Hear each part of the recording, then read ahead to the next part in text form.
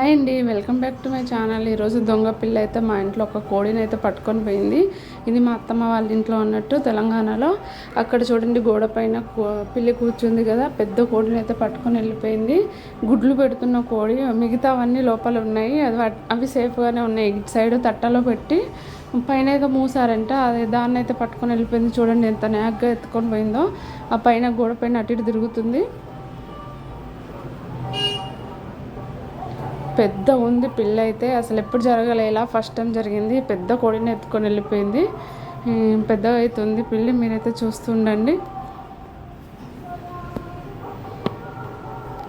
ఇంట్లో అయితే నిజంగా అందరు చాలా బాధపడుతున్నారు. పెద్ద కోడి కదా, అందుకని చిన్న కోడి పిల్లని పిల్ల ఎత్తుకుపోతున్నాయో చాలా బాధపడతారు. అది పెద్ద కోడి, దాని పిల్లలు ఎన్నో పెట్టింది, అది మళ్ళీ గుడ్లు పెడుతుంది.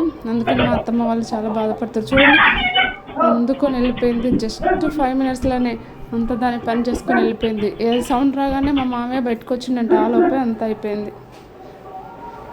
మీ ఇంట్లో కూడా కోళ్ళు ఉంటే జాగ్రత్తగా ఉండండి. పిల్లుల్ని కానీ కుక్కల్ని కానీ అస్సలు నమ్మొద్దు.